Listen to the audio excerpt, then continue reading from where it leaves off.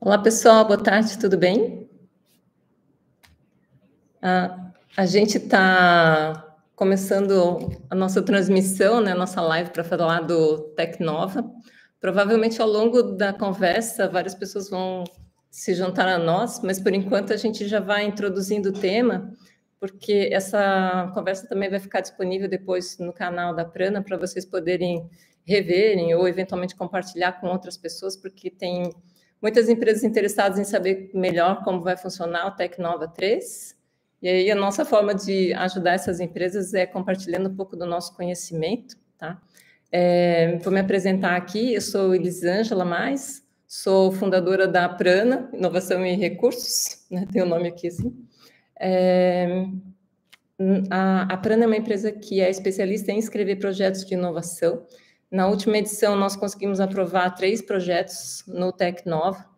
Nesta edição, a gente não vai conseguir ter a mesma atuação da edição anterior, por muita demanda de trabalho, tempo curto agora, mas ao longo da conversa a gente vai compartilhar um pouco das informações, na expectativa de que vocês consigam submeter seus projetos e que, dependendo de como for, né, lá no final a gente possa dar um pouco de contribuição para vocês de uma forma um pouco diferenciada. Ok? Então, fiquem à vontade para deixar os comentários de vocês aqui no chat. Se tiverem dúvidas, pode ir compartilhando. A minha equipe está aqui junto conosco para poder ir antecipando algumas respostas no que for possível. E no final da apresentação vai ter um espaço especificamente para quem quiser deixar as dúvidas. E tudo que for possível, a gente já compartilha a resposta aqui com vocês. Ok? Então, eu vou colocar aqui para iniciar o compartilhamento da tela.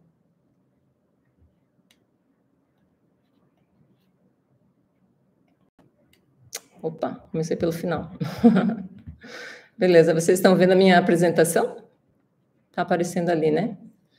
Então, é o seguinte, Programa Tecnova 3, terceira edição, infelizmente não acontece anualmente, a última edição do Tecnova foi em 2019, uma pandemia atrás, né? E agora a gente está com essa nova oportunidade.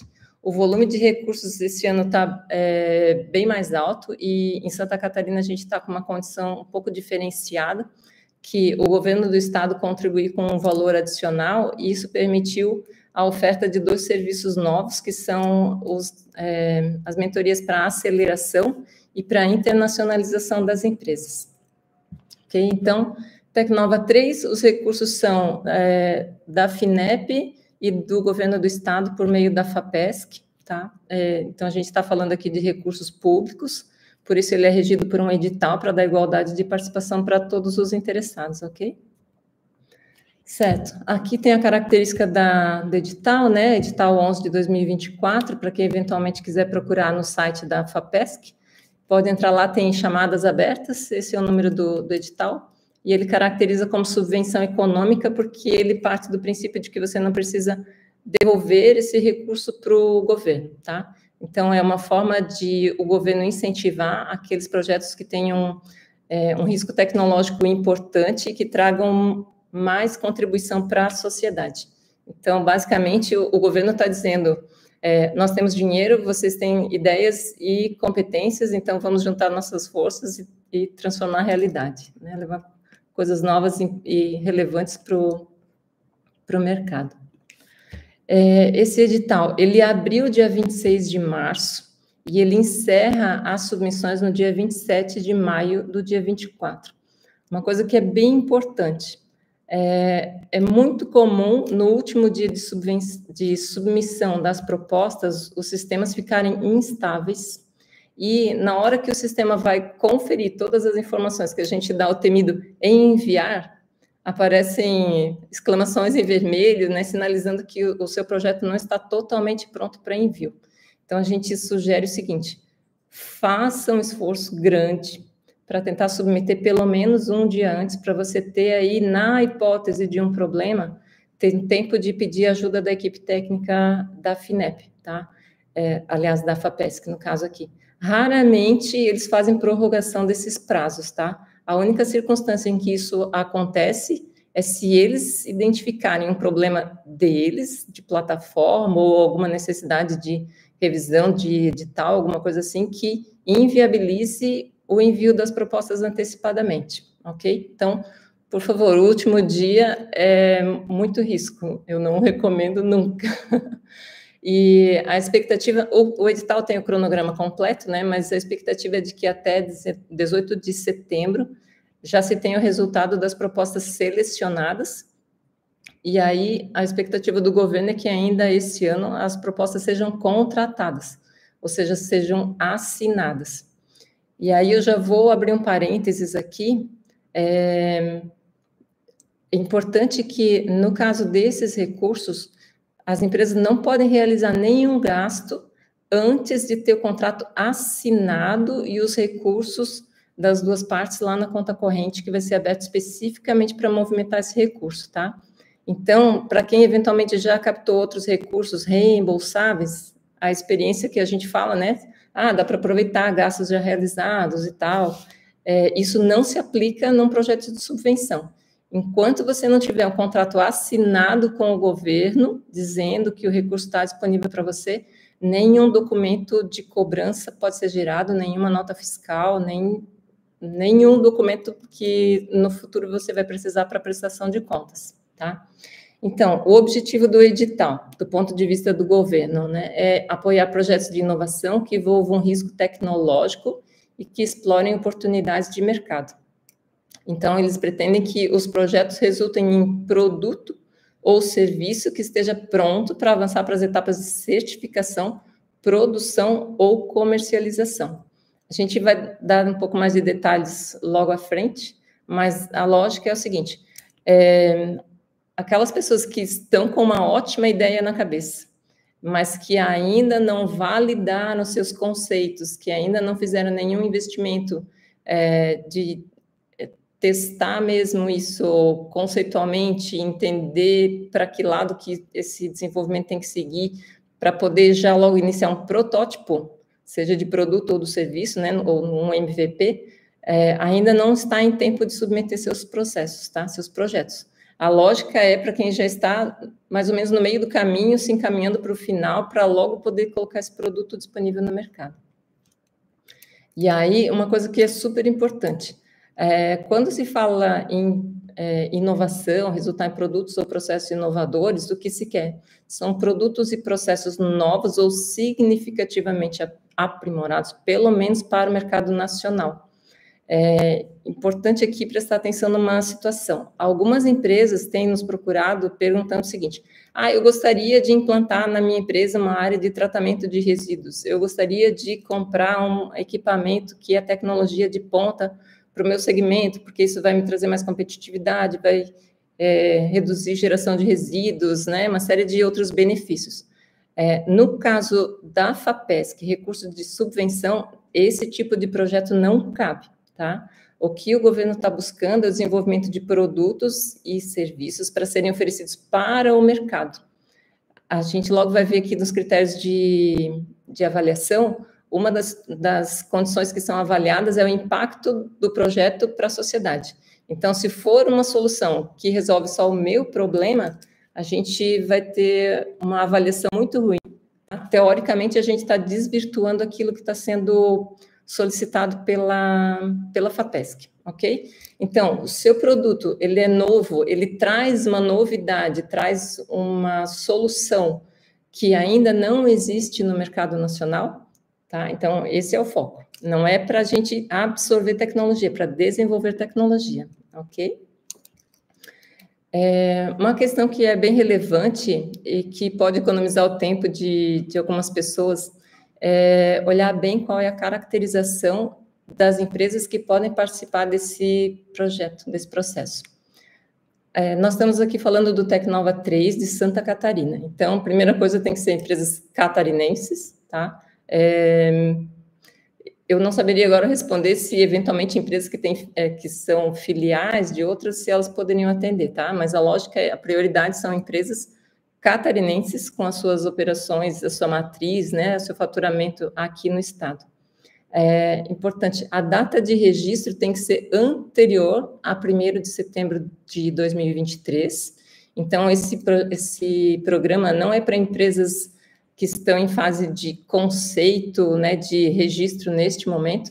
Elas têm que ter registro, tem que ter um CNPJ desde pelo menos 31 de agosto de 2023 e com alguma atividade anterior a 1º de dezembro de 2023. Essa atividade, segundo consta no edital, ela pode ser uma atividade operacional, não operacional, patrimonial ou financeira. Basicamente, qualquer atividade, qualquer movimentação que tenha acontecido dentro da empresa já justificaria o enquadramento se for anterior a 1º/12. Né? O que não pode é abrir uma empresa e deixei ela lá guardadinha para o momento em que eu tenha alguma demanda ou alguma oportunidade.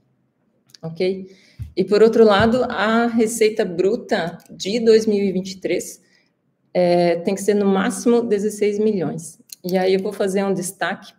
Bom, a primeira questão de receita bruta e receita líquida, né? Então, imagino que a maioria de vocês já esteja acostumado com essa informação, mas a receita bruta, incluindo os impostos e tudo mais, então, é o primeiro de todos os itens lá do DRE. E, por mais cruel que possa parecer, se for 16 milhões e 1 centavo, já não enquadra, tá? Então, se a sua empresa faturou 16 milhões e 10 mil, não adianta gastar energia escrevendo projeto, porque vai ser rejeitado na primeira etapa do edital, ok?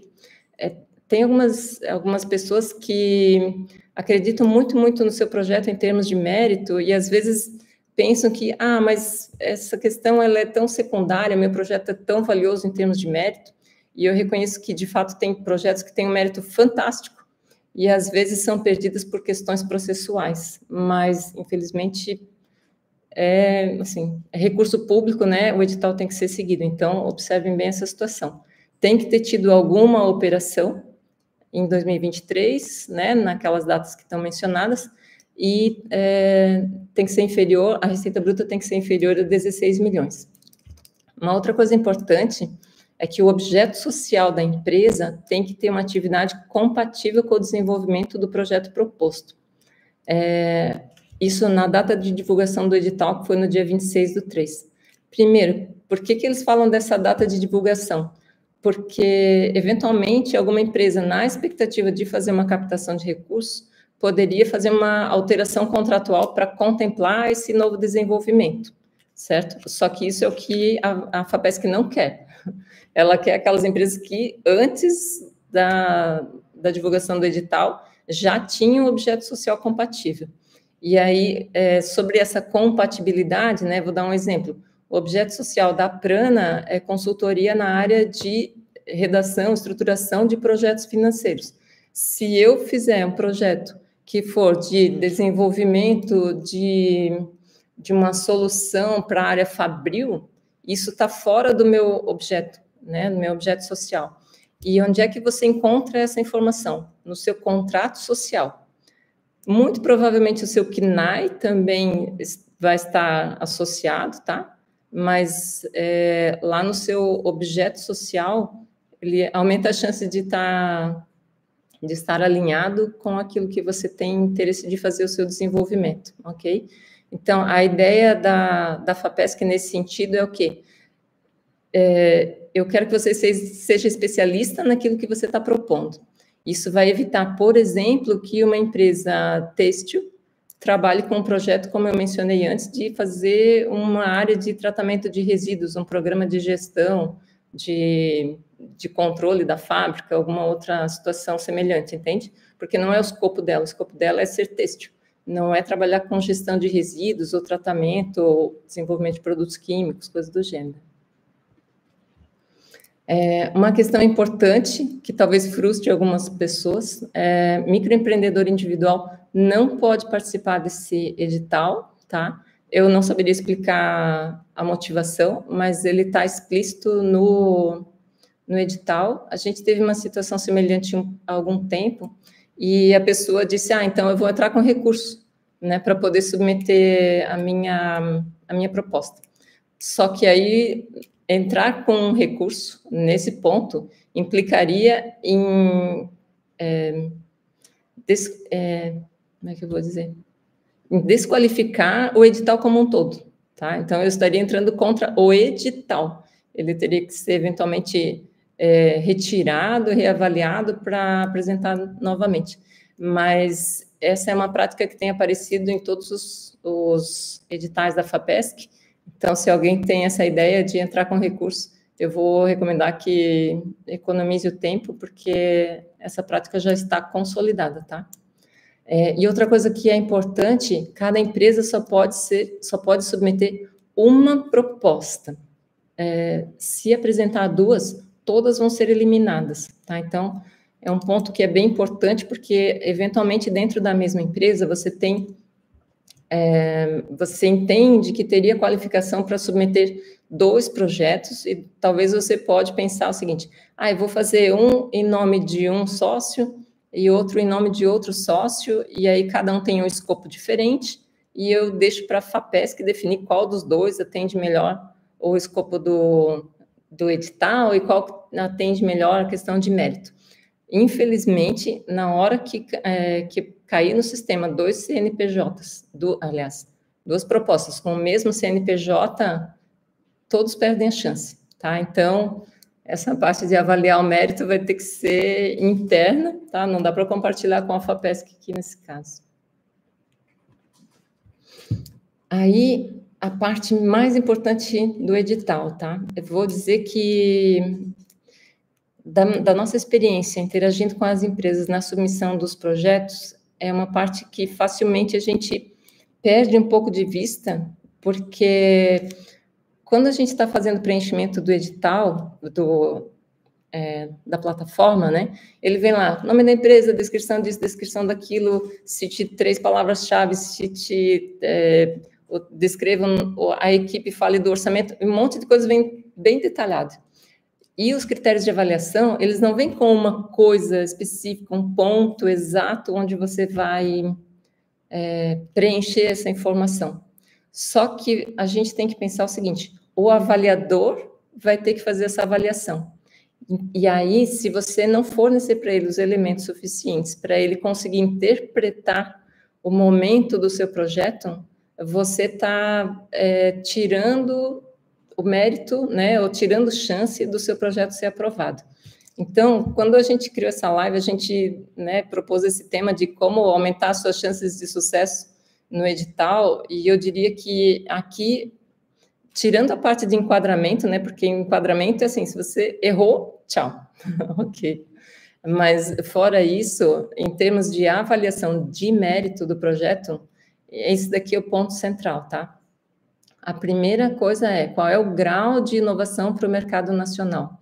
O que está sendo proposto, ele realmente se diferencia daquilo que já existe? Ele agrega valor para o mercado que ele está endereçando essa solução? Tem um desafio tecnológico relevante? E aí, para quem está no meio da inovação, né, muitas vezes fala, se eu fizer uma coisa que antes era quadrado, agora eu fizer redondo, se eu acrescentar um módulo novo aqui no meu sistema, se eu pegar aquilo que eu faço no analógico e transformar no digital, isso tudo já é inovação. Às vezes até pode ser, tá? Mas não é esse tipo de inovação que a FAPESC está buscando para patrocinar. E aí eu vou estimar que vocês concordam comigo.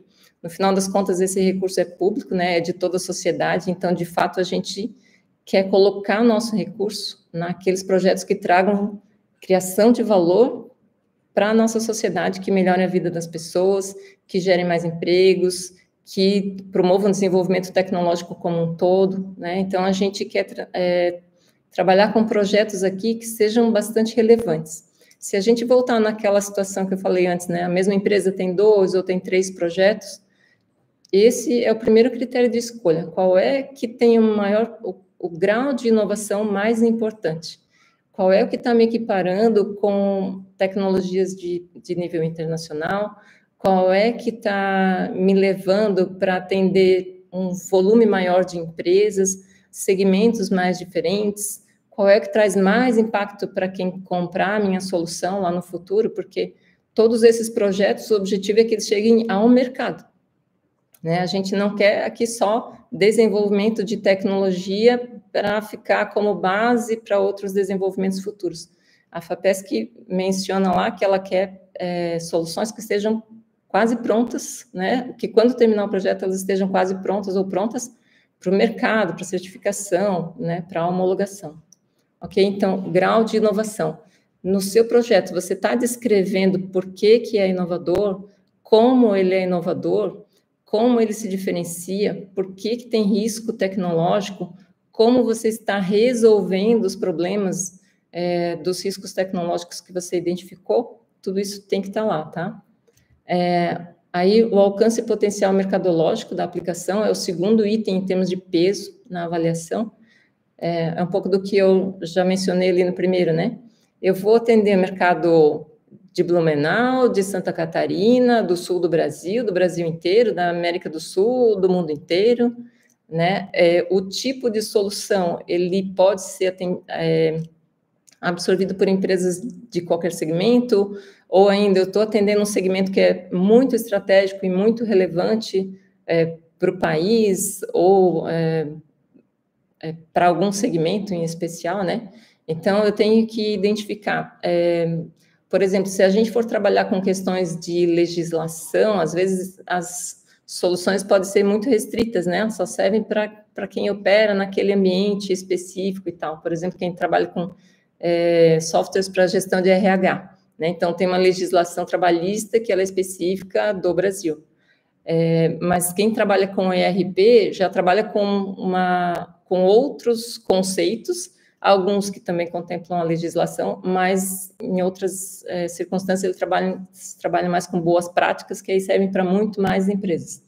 Então, na descrição do projeto de vocês, digam claramente qual é o segmento que está endereçado, qual é o público onde você mais vai colocar atenção, mas também identifique se tem outros segmentos que podem absorver essa solução, e até, se for possível, falar sobre seus concorrentes, produtos substitutos, o que o mercado está usando hoje, e como a sua solução vai trazer mais impacto, né? Isso tudo é bastante importante.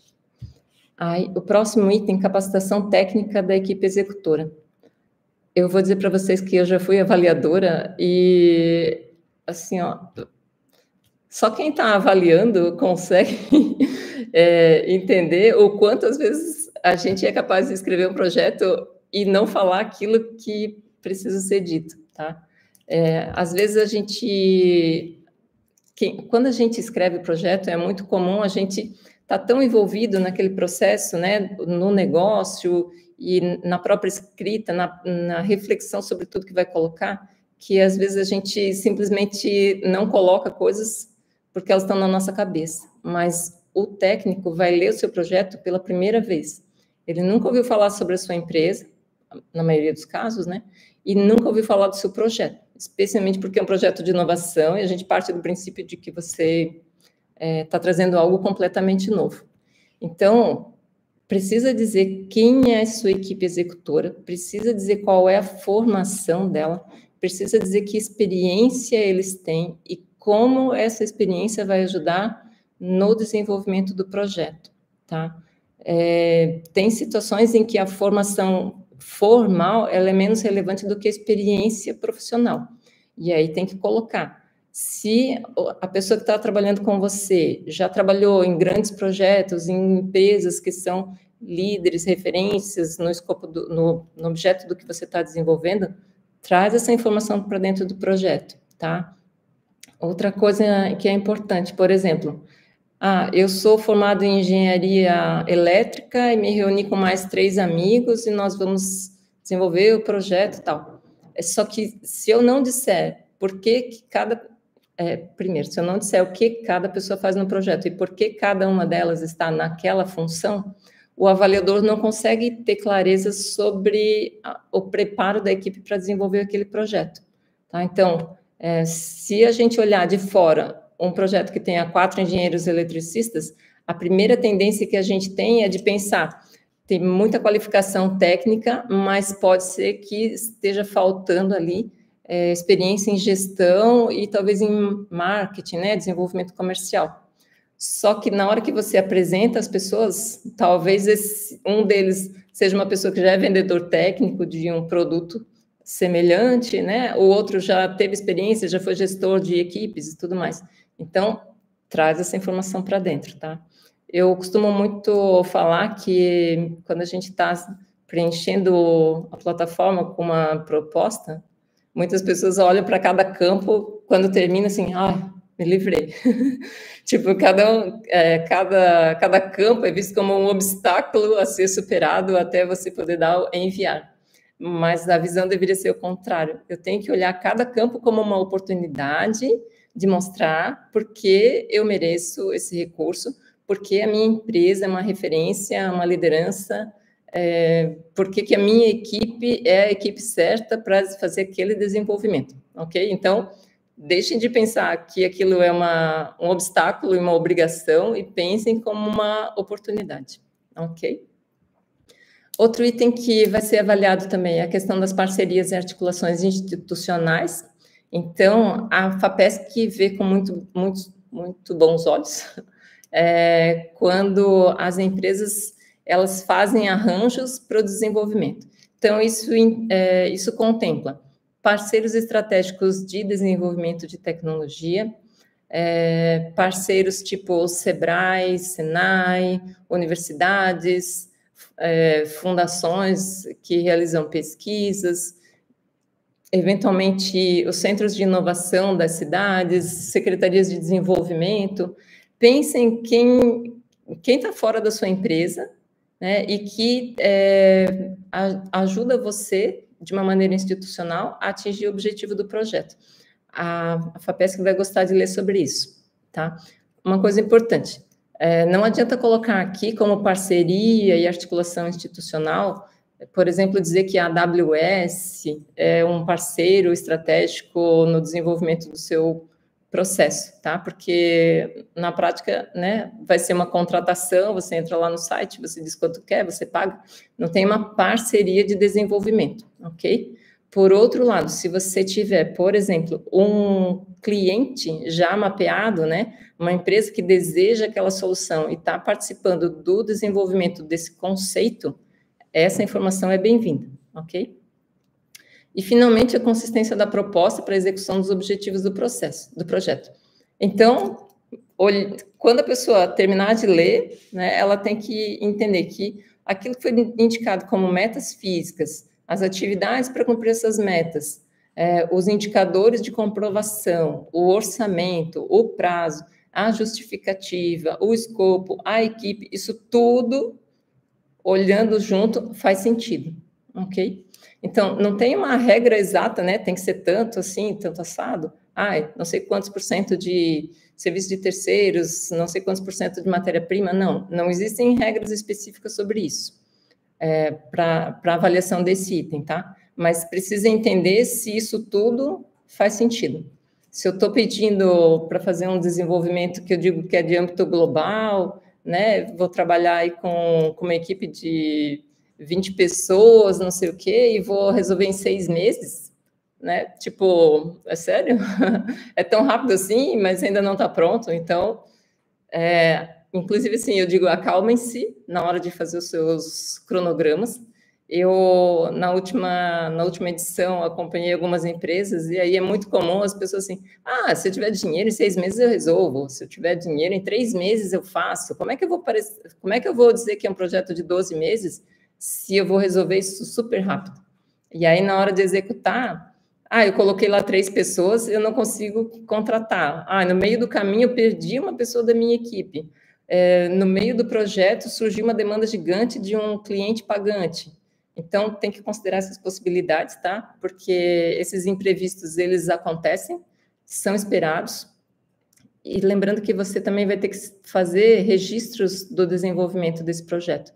Então, coloque um tempo extra aí no cronograma, que é para você ter prazos confortáveis para o desenvolvimento desse projeto. Ok? Antes a gente falou sobre o nível de desenvolvimento, né? Eu sei que a escala aqui está um pouco pequena, mas basicamente, para quem eventualmente já ouviu falar dos TRL, que fala do estágio de desenvolvimento dos projetos, a FAPESC não quer pesquisa básica, não quer formulação de tecnologia, nem pesquisa aplicada. Eles querem, começando com teste em escala reduzida, escala piloto, né? Então sai de bancada, vai para a linha de produção, protótipo em teste, leva para um cliente, demonstra para o mercado, avisa para o mercado que você está fazendo e aí coloca no mercado. Então, ela está procurando aqui, a partir do TRL 4, podendo ir até o 9, tá? Então, pode ser do 4 até o 7, pode ser do 5 até o 8, do 6 até o 7. Cada projeto vai ter uma lógica própria de desenvolvimento, que a FAPESC vai considerar, mas a gente não pode esquecer, perder de vista que tem que estar pelo menos TRL 4. Sobre os valores, a parte mais importante, a FAPESC está concedendo para as empresas valores entre 477 mil até 702 mil por empresa, tá? Dentro desse valor, a gente até fez um destaque que é obrigatório, dentro desses valores, solicitar os recursos que são exclusivos para aceleração e internacionalização. Esse recurso não pode ser usado para outra finalidade, tá? E ele vai fazer parte do seu projeto. Então, excluindo isso aqui, a gente tem recursos de 375 mil, eu acho, né? Até 600 mil reais, tá? Então, se vocês forem pesquisar o Tecnova em outros estados, à medida que eles aparecerem, esse é o valor provável dos projetos. E aqui em Santa Catarina, então, a gente está com esse valor adicional para essas duas atividades, de aceleração e de internacionalização. Aí, dentro desse valor, cada empresa proponente tem que entrar com uma contrapartida financeira. Financeira quer dizer dinheiro na conta corrente. Mesma conta corrente, onde a FAPESC for fazer o crédito, a empresa também coloca um dinheiro, tá? Mesmo antes de ela realizar os gastos. Então, todo mundo junta o dinheiro e fica lá separadinho. É como fazer aposta, né? Assim, primeiro todo mundo coloca o dinheiro e aí aguarda para ver o desenrolar dos acontecimentos aí, antes de fazer a distribuição e os gastos. Então, o que determina o tamanho da contrapartida financeira é entre 2,5% e 10%. Vou olhar aqui no edital. Para empresas com faturamento até 360 mil no ano de 2023, a contrapartida é de 2,5% do valor do projeto. Para empresas com faturamento até 4,8 milhões, o valor da contrapartida é de 5%, e acima disso, de 4.800 até 16 milhões, a gente está falando de 10% do valor solicitado. Então, acaba que é uma conta de chegada, tá? A gente tem que identificar o valor total, colocar a contrapartida, aí a gente vai ter a informação do valor total do projeto, e aí desse valor total do projeto é o que a gente vai solicitar, vai ter que aportar de contrapartida. Uma informação que é relevante. Algumas empresas têm a expectativa de que, se elas aumentarem a contrapartida, aumenta a chance de elas serem mais bem avaliadas. Então, assim, em vez de colocar 2,5%, eu vou colocar 10%, para melhorar a minha nota, para dar a percepção de um compromisso maior da minha empresa com o meu projeto. Infelizmente, essa ação, ela não tem efeito nenhum na avaliação, tá? Então, podem ficar ali no básico, talvez colocar, sei lá, R$1.000 a mais, alguma coisa assim, para garantir que, eventualmente, tem algum equívoco de cálculo, para você ter uma reserva técnica. Mas ele não vai fazer diferença na avaliação final. E o prazo de execução dos projetos é de até 24 meses. Então, não pode passar disso, pode ser um pouco menor. Ok. Lembrando daquilo que eu já mencionei, né? De ter o cronograma um pouco confortável e dentro do prazo de execução do projeto, pelo que eu sei, também contempla a parte de aceleração e internacionalização. Como eu estava falando da questão da contrapartida. Essa contrapartida financeira, ela vai ser depositada na conta específica do projeto. Eu não tenho certeza se eu mencionei antes, mas o projeto ele vai ter uma conta exclusiva só para ele, tá? Não é uma conta que você já tenha, e você também não pode, depois de abrir essa conta, não pode continuar usando para outras coisas, não pode receber nenhum outro recurso nessa conta corrente, exceto os recursos do projeto, ok? Então, a partir do momento que o governo colocar a parte dele, a empresa tem até 30 dias para colocar a parte dela também, e a partir dali você vai poder usar para despesas de custeio ou de capital relacionadas às atividades do projeto, tá? Para quem não está acostumado, custeio são aqueles gastos de dia a dia, né? Salários, serviços, matéria-prima, dependendo da natureza do empreendimento, e as despesas de capital estão mais relacionadas com investimentos, compra de equipamentos, às vezes reformas, obras, coisas do gênero, né?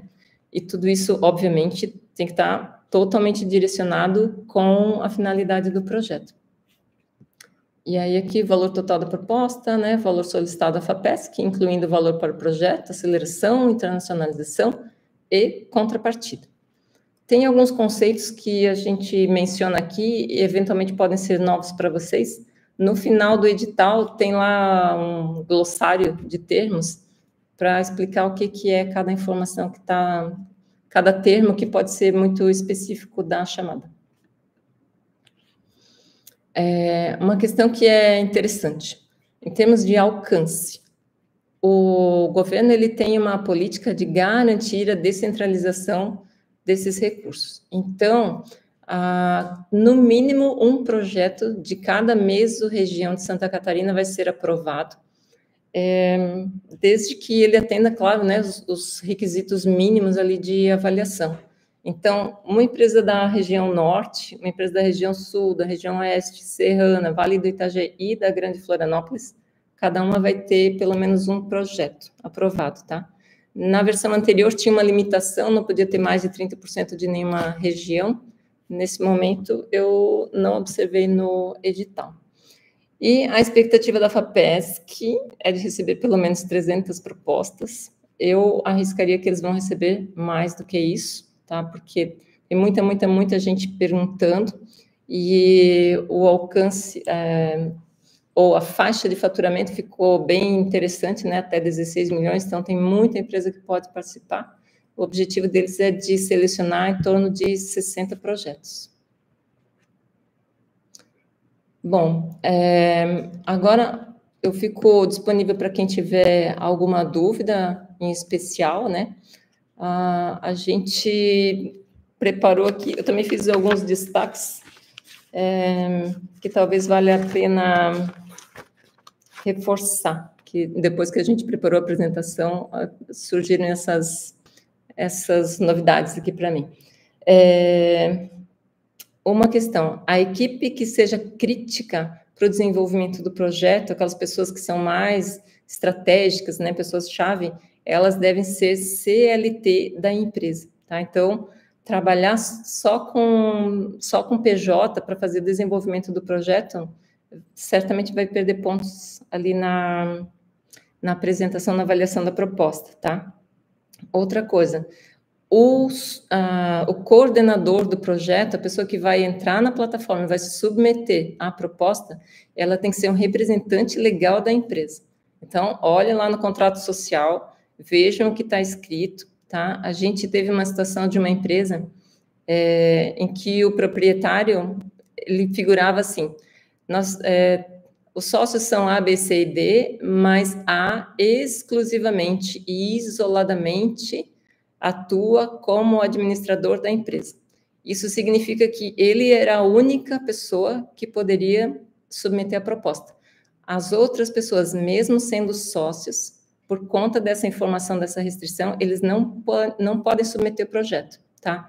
Então, teu coordenador de P&D, teu diretor de operações, todas essas pessoas, exceto se eles forem representantes legais da empresa, eles não podem participar, tá? Então, de novo, aquela questão, né? Se você submeter em nome da pessoa errada, ninguém vai nem ler o teu projeto, ok? Então, por favor, cuidem com isso.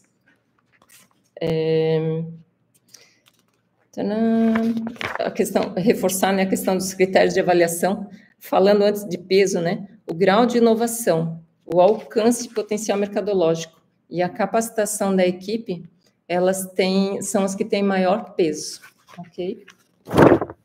Tem peso 4 e os outros 2 itens têm peso 3. Uma coisa que a gente não mencionou e algumas pessoas às vezes também não observam nos editais, mas que é um conforto para vocês, é que se tiver questões de propriedade intelectual envolvidas, se gerar uma patente, modelo industrial, design, né, design industrial, acho que é o nome,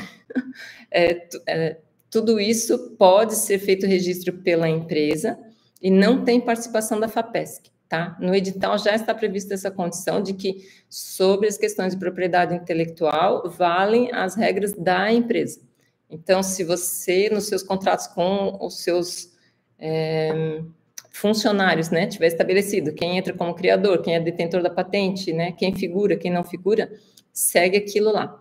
O que a FAPESC pede é que, caso tenha registro de propriedade intelectual, eles sejam notificados, porque isso para eles gera indicadores de desempenho. Então, para quem gosta do Tecnova e quer que ele continue, eles precisam de indicadores de sucesso, né? E aí entra essa informação.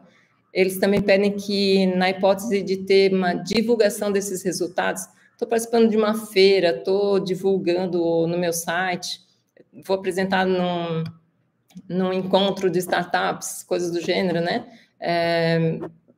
Deem os créditos para a FAPESC, para a FINEP, digam, ó, esse projeto tem apoio da FAPESC, tem apoio da FINEP. Tem algumas pessoas que tratam isso como uma obrigação e tem outros que, para nossa alegria, tratam isso como uma oportunidade. Então, achei bem curioso, a gente tem um cliente que é gigante, né, fatura vários bilhões e fez uma captação bacana outro dia, ele opera eles tem ações negociadas em bolsa, e ele diz, eu posso colocar o nome da FAPESC no meu site, eu posso colocar no meu relatório, e a gente disse, nossa, a FINEP vai amar, né? Então, de certa forma, é um jeito de vocês mostrarem que tem um órgão maior chancelando o projeto de vocês, dizendo assim, ó, esse projeto é tão bom que o governo deu dinheiro para o desenvolvimento, ok? Então, acho que fica uma coisa boa para os dois lados. Uma outra coisa importante, a prestação de contas dos recursos do Tecnova, a prestação ela é bem rigorosa e detalhista. Então, por favor, aqueles que forem contemplados, né, depois de comemorar, leiam os manuais com muita atenção. Se vocês precisarem de ajuda, a gente tem uma pessoa que já fez esse trabalho para empresas nossas, que faz isso lindamente. A Prana não faz prestação de contas da FAPESC, né, porque ela tem um grau de especificidade bem importante. Então, ou vocês colocam alguém para ler, né, os detalhes, ou busquem alguém profissional para fazer isso para vocês, porque o recurso é bem relevante, né? São quase, algumas empresas vão buscar mais de 500 mil reais. Vale a pena dedicar esse tempo para fazer essa prestação de contas assim, do jeito bem certinho, para ninguém se incomodar, ok? Deixa eu ver se tem mais alguma coisa do edital que eu queria falar. Uma questão que não estava aqui nos slides, antes eu mencionei rapidamente a questão de custeio e capital, né? O edital original do programa, ele saiu com um equívoco, tá? Então, a FAPESC já fez uma errata do edital. Para quem estiver atento, as erratas são importantes porque, às vezes, você está trabalhando com uma perspectiva e a errata já mudou aquilo, né? Então, no projeto original, dizia que tinha que ser pelo menos 50% de capital e pelo menos 50% de custeio. Aí, essa conta teria que fechar exatamente igual, né? Isso a gente sabe que, na prática, é quase inconcebível. Mas, então, eles fizeram um ajuste. Os itens de custeio têm que ser pelo menos 50%, e os itens de capital, no máximo, 50%. Então, digamos que 70% de custeio, 30% de capital, e aí fica tudo certo, né? Então, cuidado com essa informação. Ou seja, não adianta só comprar um monte de equipamentos né, e botar uma pessoa, salário de uma ou duas pessoas ali para trabalhar, que daí essa conta não vai fechar. Por que a FINEP e a FAPESC trabalham nessa perspectiva?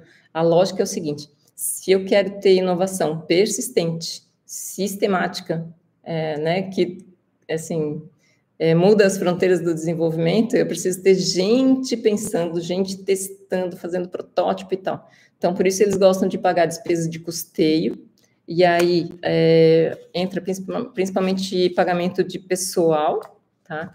Serviços de terceiros, eles fazem pessoas física ou jurídica, eu diria foca na pessoa jurídica, porque serviço de terceiros de pessoa física, ela é cheia de pegadinhas ali com o recolhimento de INSS separado e tal, né? Tem que fazer RPA e tudo.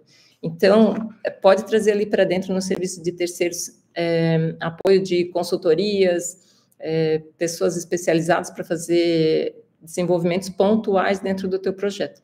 Reiterando que a tua equipe de desenvolvimento, aquelas pessoas críticas para o projeto, elas devem ser CLT, ok? E aí, no material de consumo, na despesa de custeio, entra, então, também material de consumo, né? Tipo, matéria-prima, principalmente. E a FAPESC, ela considera licença de software como material de consumo também. Então, pode colocar lá para dentro.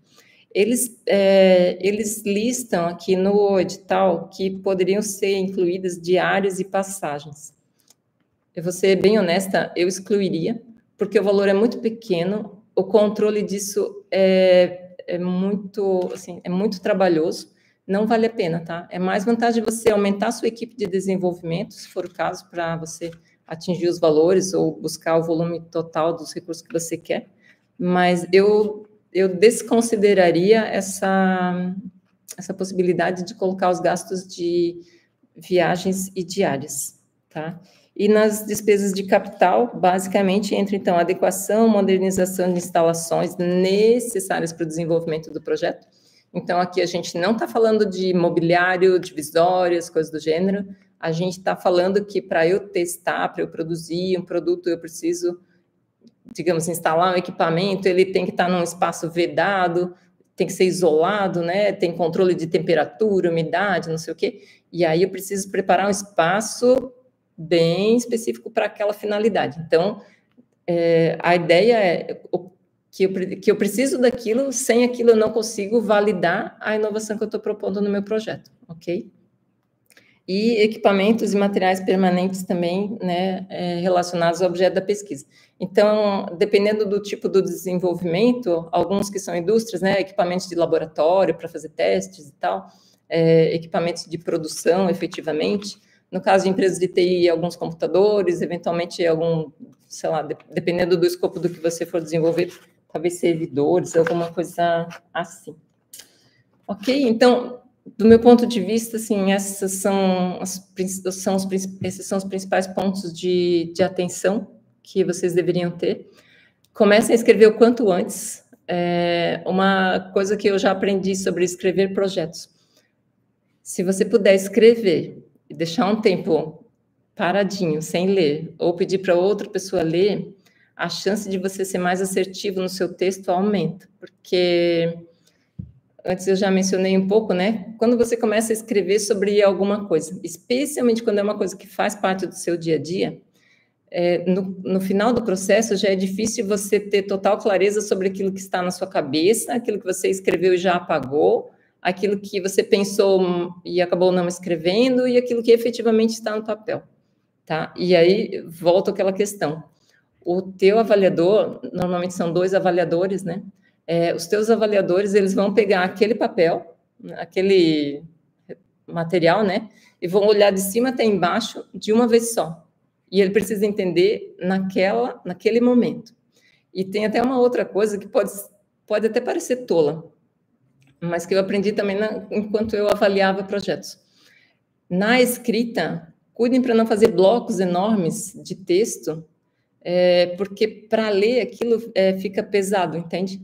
Então, o trabalho de quem está escrevendo um projeto é assim, simplifique a vida da próxima pessoa que vai acessar teu projeto, ok? Então, escolha um português bom, trabalhe com textos muito claros, não coloque parágrafos super extensos, não escreva tudo em blocos.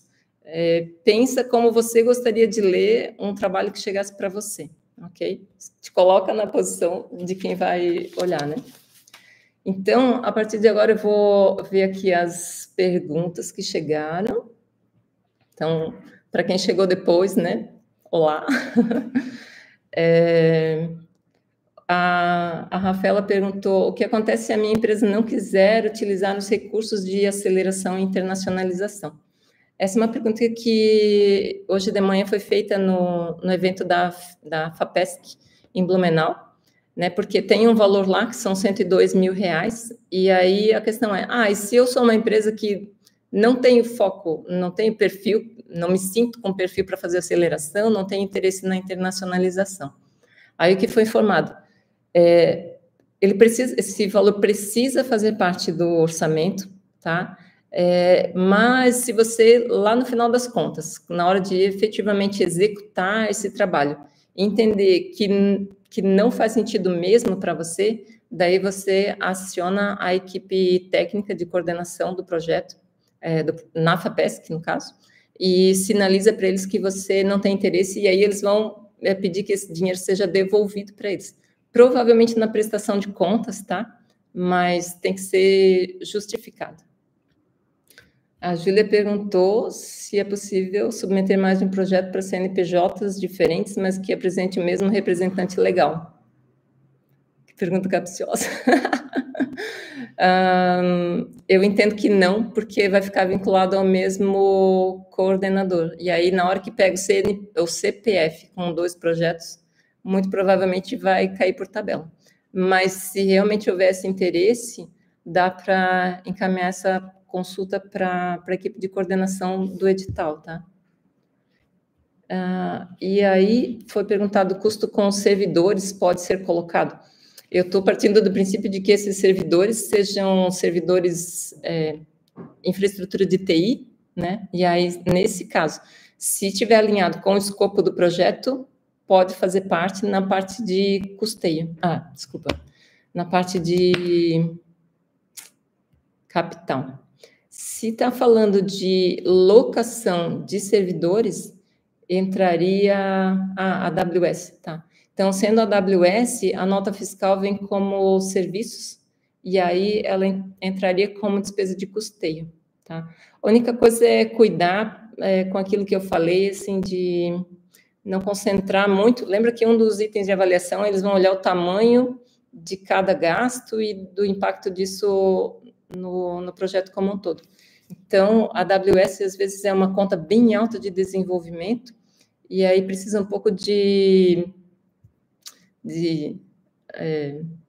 sensatez, no sentido de olhar se isso não vai chamar muito a atenção, de parecer que está destinando muito recurso para um terceiro, em vez de trabalhar a equipe interna, tá? Em vez de trabalhar os gastos internos.